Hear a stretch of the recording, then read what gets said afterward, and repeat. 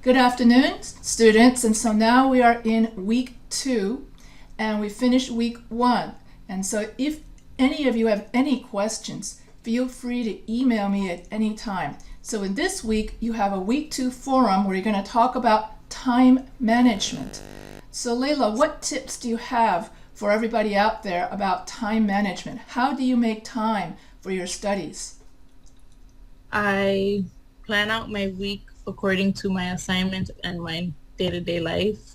I look to see what the assignment is, what you're asking for, and then I divide the assignment in parts by, pre-writing, drafting, and then finalizing the paper. And I just add that to parts of my day until it's due. Yeah, that's one of the good things about the writing process. The writing process, there are 3 stages to the writing process. So Layla, what are the 3 stages of the writing process? Pre-writing, drafting, and the final paper. Very good, yes. And Hassana, welcome to the class. You're being recorded, so I just wanted to say hello. Don't be talking about your grades and stuff like that, because when you're recorded, when you're not recorded anymore, when I say you're not being recorded anymore, then you can talk about your grades if you want to. Only if you want All to. right. So, how are you doing in the class? Do you like it so far? Do you have any questions Yes, I about the do. assignments? Yes, getting used to it. Getting used to it. Okay. So, how do you find time to do your studies? Oh, well, it's basically organizing my time and putting in schedules for everything else that I have to do, meaning assignments, reading, writing, and then obviously trying to store them in a particular order. So if I need to find them, and then uploading them or submitting them. It's just really the planning and keeping to the plan. Yes, you guys stick to the plan. Did you get the week 3 study guide that goes over your week 3 quiz, which is a lot shorter than your week 1? Did you Yes, get I the did. you got In the the study email. guide? Yeah, it's very, Yes. very short. So this time it's the week 3 quiz, which is next week. Should not be as long. And did you think that the week 1 quiz was easy or hard? I struggled a bit because I see that there are different styles in terms of asking questions. So it was a You're more struggle. used to British English, aren't you? Yes, I am. Yeah, yeah, it's different. American English is a lot more colloquial. British Yeah. English is still considered more correct. Yeah, but it So was fun, especially when I passed. you're not supposed to talk about your grades, remember? Oh, okay, sorry. Yeah, remember, because everyone's going to now know that. You see, so Oh, that's a I'm sorry. FERPA. That's a FERPA. Call it? So you can't talk about your grades. You just, Okay, if I ma'am. ask you if it's easy or hard, you just say, "Oh, it was very easy." "Oh, it was really hard." That's okay. Okay. Anyway, so do you want to go over? Oh yeah, so for week 2, so you're going to be doing your week 2 forum on time management, and then you're going to be doing a week 2 worksheet, an outline worksheet, which is right in your writing assignment. Now I could Okay. either go over how to do the worksheet, or I can go over how to write your essay. So that's up to you. So which one do you want to go over? Worksheet. Worksheet. Okay. Yes. So I will now try to. I think that the whiteboard actually works. It's very. I'm very flexible when it comes to the worksheet. At least it was working when I tried it out earlier. For some reason, last week it wasn't working. I don't know why. Remember last week there was no text tool. Anyway, Yes. so in the worksheet, all you have to do is just write an outline of your paper. And can you see it? It's loading. It says it's loading, and Mm-hmm. you don't see the if I wrote testing. Can you see Hold can you on. see the whiteboard? Yes, I see it. Okay, so and it says 2 people are following you. So anyway, so as long as you can see the whiteboard, then I will start out. So what you're going to do is you're going to write your thesis. Okay, you're going to tell me. You can answer for the worksheet. For this assignment, I'm very flexible. All I'm interested in is I want to see a good thesis statement and 3 reasons. So basically what we're doing for the week 2 assignment is the pre-writing. And pre-writing means that the very first stage of the writing process is where you come up with a topic, then you come up with a thesis, then you come up with an outline. So that pretty much defines what is pre-writing. How you do your pre-writing is very, very flexible. There are many different ways of doing pre-writing. Sorry. First, what I want to do is teach you how to do the worksheet. That's one way of doing pre-writing. So it's a very fluid topic. So what is a thesis? So let's first go over the parts of an introduction paragraph. So introduction. So you're going to have a hook, and that is the first sentence that grabs the reader's attention. Okay. Then you're going to write 5 background sentences. And these 5 background sentences introduce the thesis. And then what is a thesis? So the thesis is the last sentence of the first paragraph. It's the main idea of your entire essay. And so what are you going to write about for your essay? And so when students get stuck and they can't think of a good topic for their paper, and so the default topic that I give students, which I find is the easiest one, students think it's the easiest, is the I became. We use this as an example, and then after that, once we learn the essay structure, then we will graduate to other topics. So I became a nurse because. So what are the 3 reasons? So you guys give me tell me a reason. Why did you become a nurse? Just to be able to help my community better and have a more stable income. Okay, so I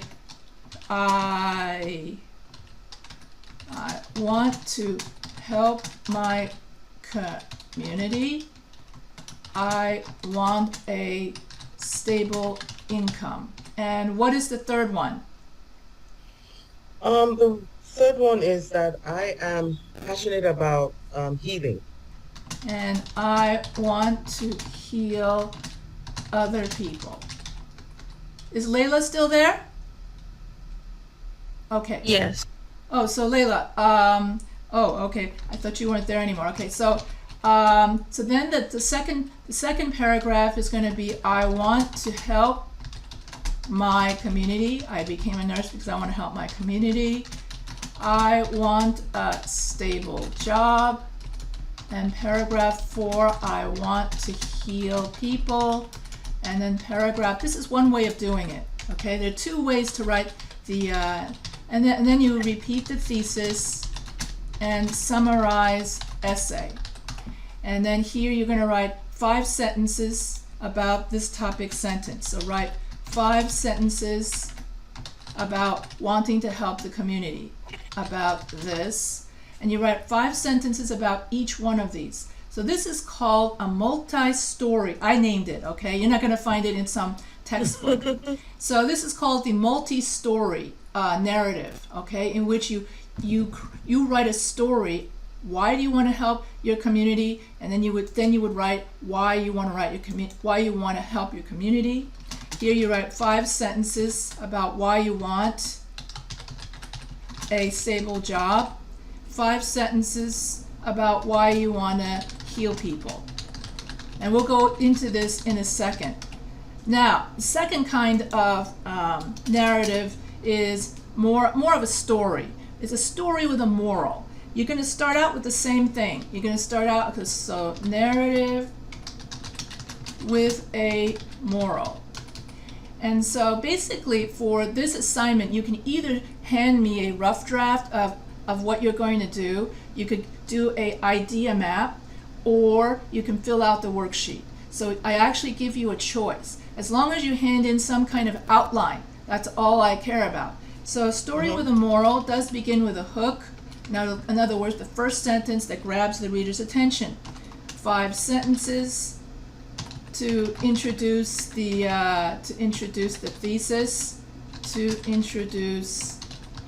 thesis. And then your thesis statement will be the moral of the story. So whatever the moral of the story, for instance, let's say 1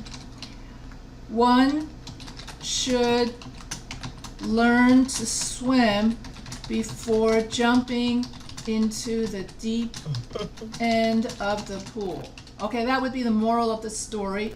And then paragraph 2, paragraph 3, paragraph 4 is your actual story of someone who jumped into the swimming pool, the deep end, and then almost drowned. And he didn't know how to swim.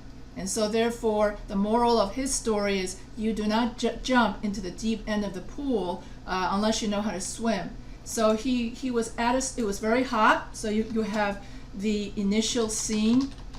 So in this case, it's a very hot summer. So you describe how hot that is for 5 paragraphs. Then you have the dare. This person, someone dared this person. I dare you to jump at in the deep end of the pool, and you're not going to chicken out. And then he jumps into the pool. He gets dared, and then here he jumps into the pool. This is the climax, and he almost drowns.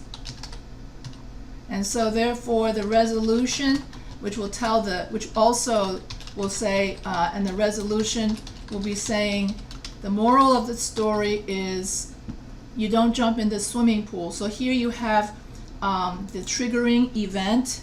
So if we're doing story structure, you have the triggering event. Then you have the dare, which is the rising action. And then climax is and then the paragraph 4 is the climax, and then you have the resolution. All of this is known as the Freytag's story structure pyramid. So you can look that up. I've run out of room, but I'll try to write it here. So you can look up Google Freytag story structure, where in other words, you have your triggering event, and then you have rising action, means that it gets more and more and more exciting. Then you have your climax, which is the most exciting part of the story. Then you have falling action, which means it's like your conclusion, and then you have resolution. And so it's beginning, middle, end. So that's the second kind of narrative with a moral. And so basically, when we tell a story, so you have 2 different kinds of ways in which you can write your narrative essay. You can either write it as a multi-story essay, or you can write it as one story. Basically, this one has many different stories because you're going to write a story about why you want to help your community. Then you write another story about why you want a stable job, and then you write another story about why you want to heal people. And then and the second way of writing your paper is doing it as a narrative with a moral, similar to a fable, okay? I think they usually use animals. The fox, and I think it was the fox and the chicken, and another one is the rabbit and the turtle. I think the rabbit and the turtle is the more well-known one, in which both of them have a race. And the rabbit finishes very quickly to the middle, and then he decides to take a nap, and then forgets he's at a race, and then the turtle, going really slowly, eventually goes right past the sleeping rabbit. And so that the moral of that story is you don't just rush out and do something and then take for granted so going fast is not always the best way to solve a problem. Sometimes going slow and steady is what wins the race. I believe that is a fable. So slow and steady wins the race would be the moral of the story, okay? Mm-hmm. And then you have the story that illustrates that moral. So that would be a narrative story. That's considered a narrative essay. So basically, what I want to do. Did you understand all of this? So yes, but yes. I needed you to go over the stages again for me. The trigger events, the hooks, and all of that. Okay, the hook is the first sentence that grabs the reader's attention. So, for instance, you want to hook the reader into your essay. So it would be like, so have you ever written an airplane? Have you written in an airplane? Have you ever, that sort of thing. So you hook the person into the your essay. Then, or you could have a cliffhanger. John walks on the roof and slips, for instance. Then you want to know what happens afterwards, like did he survive? So the hook hooks you in. Then you have 5 background sentences. So if you're going to use this, you would say, it introduces the thesis, it gives context. So if you would say, ever since I was young, I've always wanted to be a nurse. I used to play doctor, and or some people would say, my grandmother got sick, and then I had to take care of my grandmother, and I got really good at taking care of her. And when I was at the hospital, people saw how gently I took care of my grandmother, and therefore I realized I like healing people, okay, or something like that. So that's the 5 background sentences. And then your very last sentence, this is known as a funnel introduction paragraph. The very last sentence states the main idea of your entire essay. So I became a nurse because I want to help my community, I want a stable income, and I want to heal other people. And then these 3 reasons will become your body paragraphs. So I want to help my community. Then you're going to write 5 sentences about helping the community. So then you write that you base on your true story. You would say, so I would ask you, for instance, Hassana, why do you want to help the community? Why do you want to help your community? Basically, just that feeling of adding value, and it gives me fulfillment. Okay, but you got to have 5 sentences. That's 2 sentences. 3 more. Okay. You get the idea. Okay, and I then, would like to, yeah. okay, and then why do you want a stable job? So it's kind of like that. You would answer the question why. So you would say, I want a stable job because I had so many part-time jobs with no benefits, or I had, and then I want to have a stable career so that I have benefits for my kids and stuff like that. Or I'm tired of going from job to job and paycheck to paycheck. So a stable job equals a stable career, okay? And then you would write about, I want to heal people. So why do you want to heal people? Oh, basically because I don't like to see people in pain and then I'm helpless. Okay, and that's 1 sentence. I think that was 2 sentences. What are the other 3? Other 3, well, I'll think about it.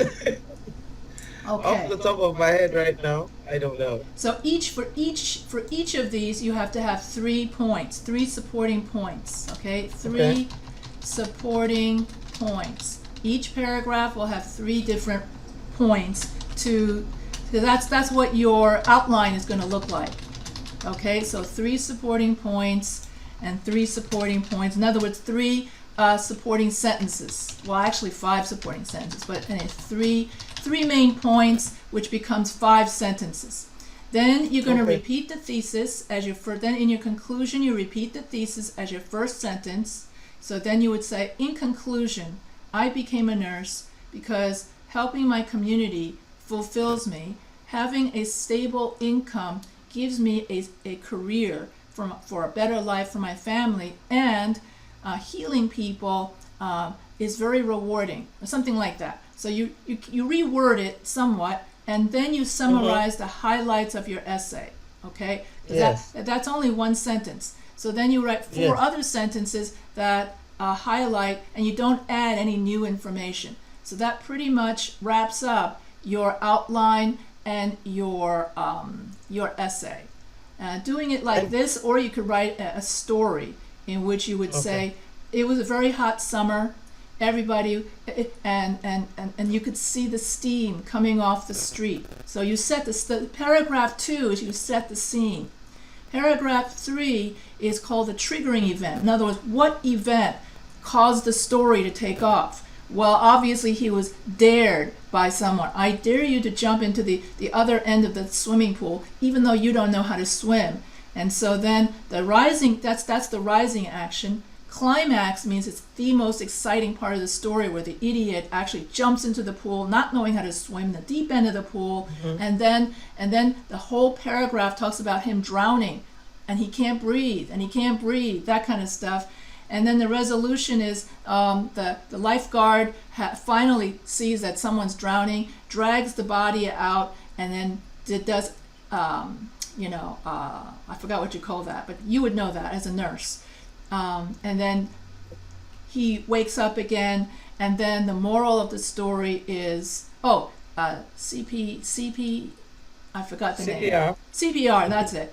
Yeah, so then the moral of the story is, and I was such an idiot to take a dare from somebody, never jump into the deep end of the pool, or else you're going to end up drowning just like me. And then you provide closure, that sort of thing. So that is the second way of writing the story. Okay. So that's the one with the morals.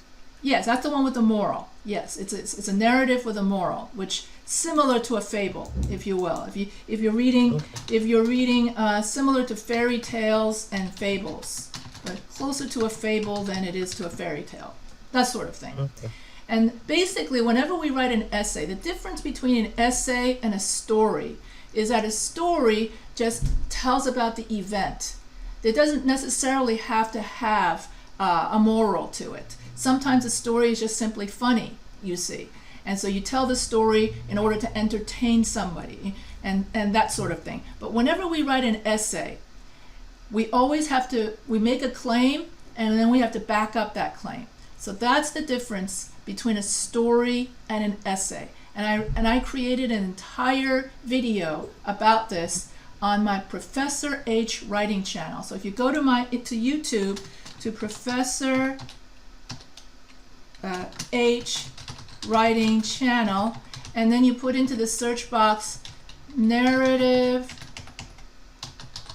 story versus narrative essay, then I made an entire video about it. It's based on the old, even though most of the video is based on my old curriculum. Okay, you're going to hear me say things like, oh, and in week 2 there is no forum because the old curriculum, but you fast forward it to the part where I just talk about the difference between a story and an essay. In a story, you just tell the story that's funny. You would say, one day the rabbit came, Alice went down the rabbit hole, and she met a rabbit.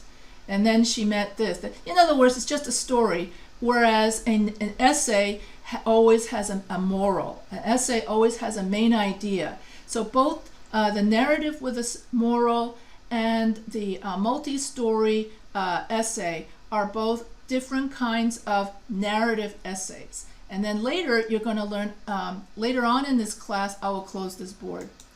Later on in the class, you're going to learn how to write a persuasive essay.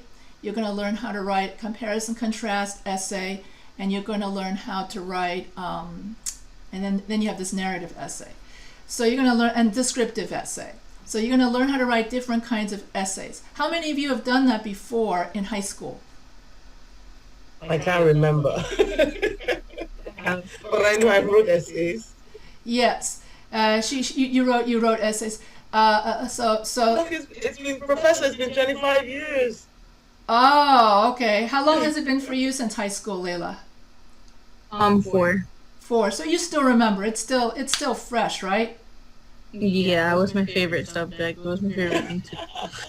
Oh, okay, yeah. With you, Layla. Wow. So I had a student who just graduated high school the last year, and then she could remember everything that she still had friends in high school. So, it was still very fresh. And she had her mother standing over saying, and did you listen to the teacher? Are you doing your homework? That's how young she was.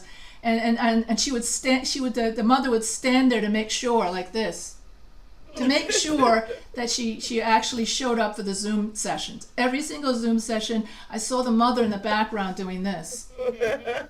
Like, you better be listening or else. She meant business. Anyway, so that's how young. And then I had an older person who had a great-grandchild. Her first great-grandchild was just born.